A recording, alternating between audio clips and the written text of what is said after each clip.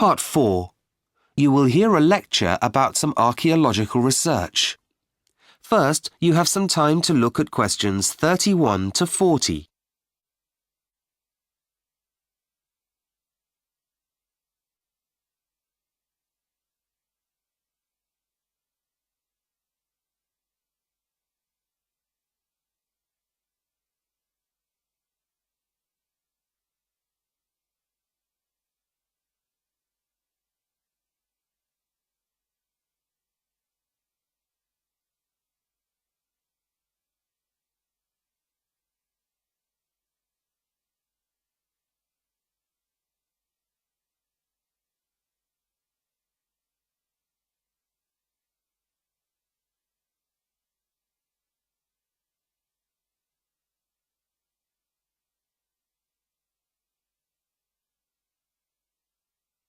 Now listen carefully and answer questions 31 to 40.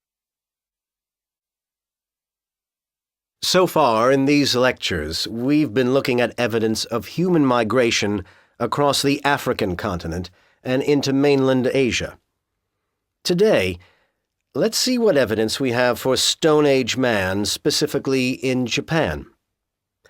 The particular evidence, as you will see, has had a considerable impact on the beliefs of both archaeologists and anthropologists. Let's start by mentioning the man who first discovered this evidence.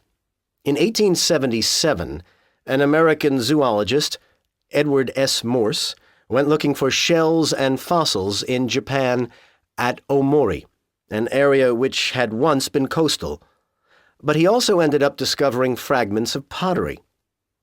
On the fragments, there was a pattern that was unlike anything archaeologists had seen before. At the time, it was thought that this pottery was no more than a few thousand years old. Then, in the 1960s, archaeologists were carrying out excavations in Fukui Cave in the Japanese island of Kyushu, and they found more examples of this pottery. They could now take advantage of carbon dating technology, and to their amazement, it showed that the pottery had been made around 12,000 years ago. That's 10,000 BC. This pottery has become known as Jomon pottery, and the period of time during which it was produced has been named the Jomon period. How did the people who made this pottery find their way to Japan in the first place? During the Ice Age, somewhere between 35,000 BC and 30,000 BC, the Japanese islands, as we know them today, were connected to the eastern and southeastern Asian mainland. So you could cross from one large landmass to another over something that we call a land bridge, and that's how Stone Age humans crossed into Japan. But when temperatures finally rose, this led to some major environmental changes. Japan had been covered in frozen earth, but now, with the warmer climate, forests grew. With this new habitat, smaller animals began to appear, such as sika deer, still found in Japan today, as well as wild boar and bear. Where once people had used spears to attack the elephants and giant deer that they depended upon for food, for hunting the new smaller animals, they replaced these weapons with arrows and developed skills in archery. The new habitat also meant that they had a new range of foodstuffs at their disposal, which they could collect, a greater variety of plants, nuts, and fish. Now, this way of life continued for thousands of years.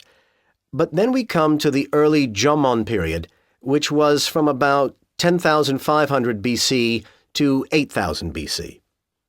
Well, according to previous archaeological theory, the people in these very early societies didn't make or use pottery because they were hunters who were constantly on the move, following the animals, and they wouldn't have been able to carry it around with them.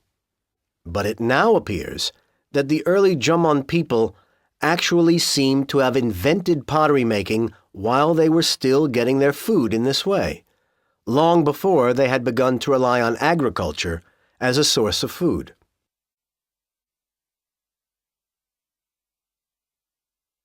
Later, in the Jomon period 8000 BC to 5000 BC, we find larger pots that were used to boil vegetable-type food to make it edible, which suggests that the Jomon people had become at least semi-sedentary. In other words, were remaining in the same place for a while. For a long time, they had lived in caves, but now we find evidence of villages. One of these has been found to the southwest of Mount Fuji. There is evidence of 10 round buildings. The Jomon dug shallow pits in the ground and used wooden posts to hold up the roof.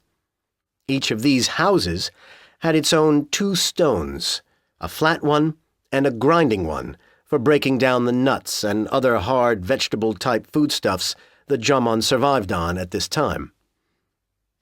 This more sedentary culture led to important population increases. By the end of the Jomon period, we see the influence of migration from northern Asia and the southern Pacific.